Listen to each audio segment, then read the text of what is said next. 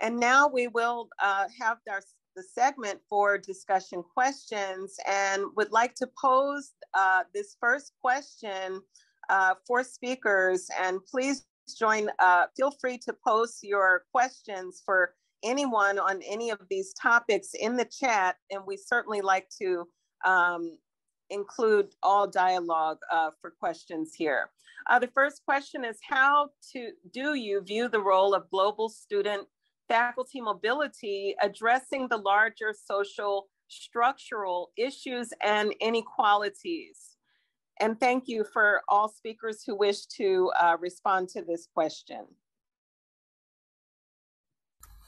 Should we raise our hands, or should we just jump in, or go ahead? Yeah, any order fine. Yeah, sure. So I would say that the explosion in international student and faculty, well, not faculty as much, but in international student mobility is not really tied. It exacerbates structural inequalities because it is really an industry. It's profit driven, and as long as it remains a profit driven industry, it's going to exacerbate inequalities because it is a way in which people can gain a competitive advantage in their labor markets by spending more money than their peers. And that doesn't always function in all labor markets, which is why we see greater participation among certain groups within the international student market. But largely speaking, I would argue that this is part of this kind of marketization of higher education, where we are a profit-driven industry and international students are a source of profit. Thank you very much, Professor. Is there anyone else who would like to address that first question that we posed for discussion? Okay, I just want to add something for this question. As for me, actually, global student faculty mobility is giving a play to the larger social structure issues and inequalities to some extent.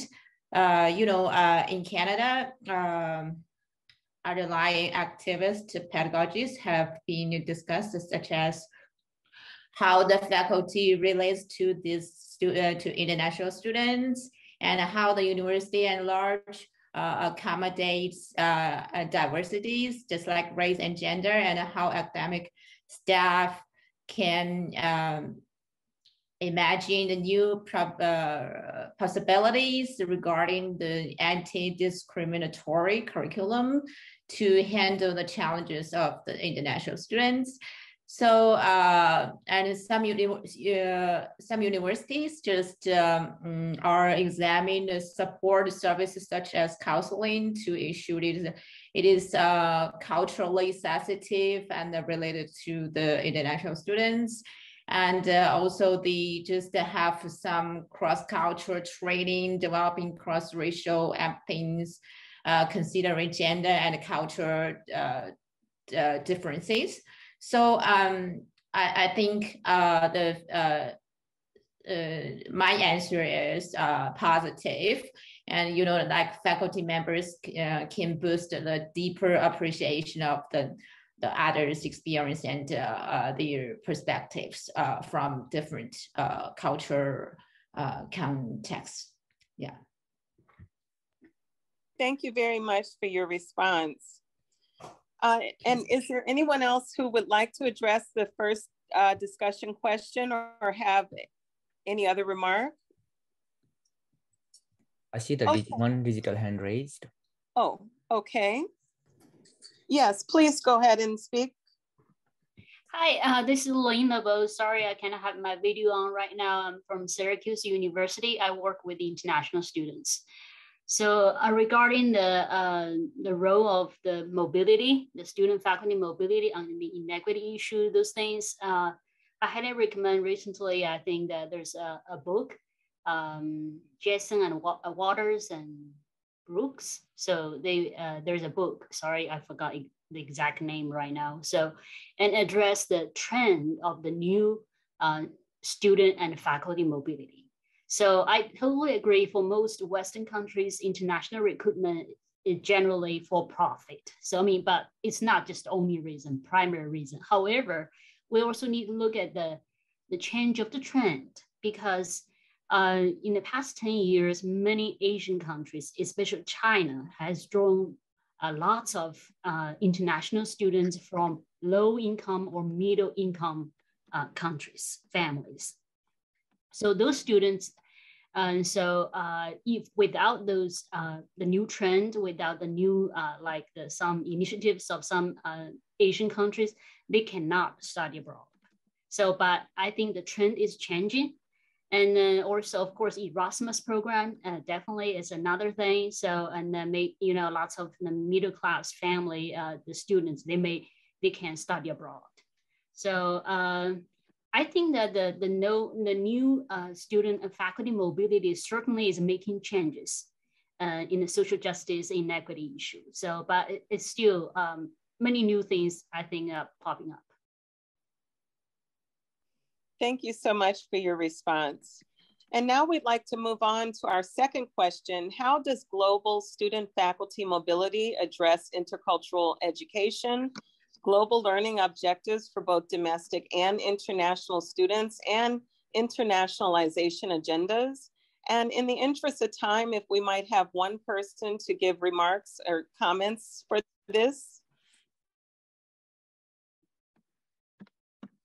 Feel free to raise your hand.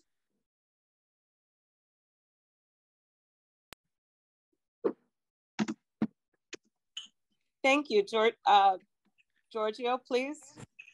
Yeah, I can go ahead with this. And I think it's just a broader perspective.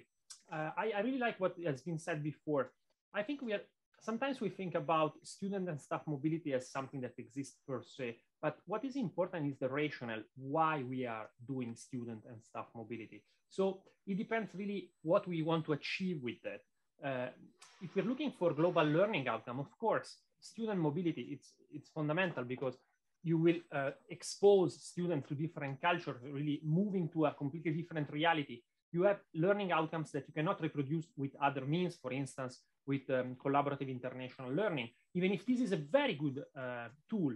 So in that way, the ability of confront itself with different cultural experiences is fundamental. But we have to remember the second part of the question, which is absolutely important, that this should be for everybody. So how can we use the experience of international students and international staff to enrich also the experience for the local students?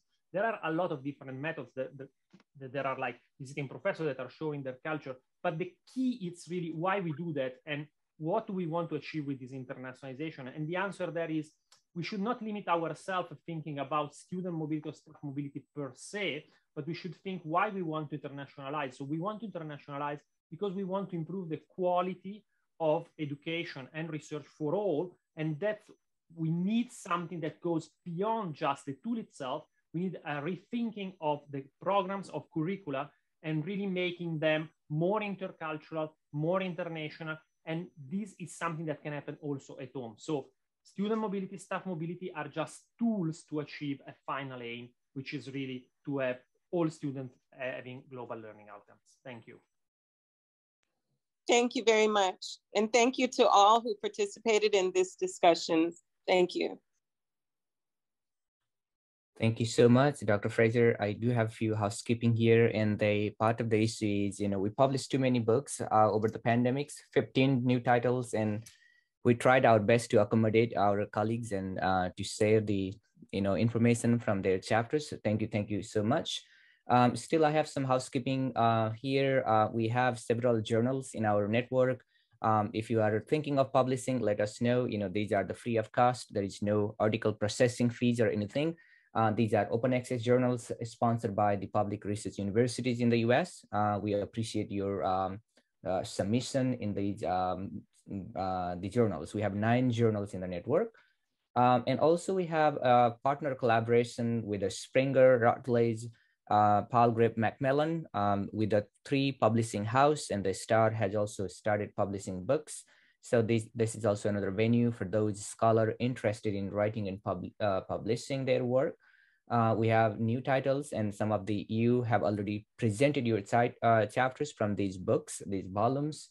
Thank you very much. We have more books on community college, higher ed, international education, and teaching and learning and technology, a wide range of topics in education. Here on my screen, you can see some recent book published by Star Scholars. These are open access, so you can download at any time. As I said earlier, we published 15 books over the pandemics in 23 months. Then we have now the podcast series, a couple of podcast series run by Rajika Bhandari and our Oscar from Boston College. They are all about global student mobility, higher education, immigration, in a wide range of the cultures and other areas. And also we are starting a leadership series. Leadership series emphasize the role and mentoring from the department chair, dean or provost, and presidents. And Mary McConnor is the host of this session. Let us know if you have any other questions there. Then our next event is scheduled on May 18th in a similar format. It's on the theme of understanding institutional policies, resources, and technologies. And also I'd like to acknowledge the support of Morgan State University, American Council on Education, Star Scholars, and many other institutions, including Emerson, Appalachian, Michigan State, College of Canyons, Stony Brook, Old Dominion, Arkansas, CSU Northridge. Thank you so much for your time here. And on behalf of the Morgan State University School of Education and Urban Studies family, I thank all of you, all of our guests here, invited authors, editors, students, parents, for your time and excellent contribution. It could not be done without you. Thank you. And I hope to see you in our next event on May 18th. Thank you again. Have a great day.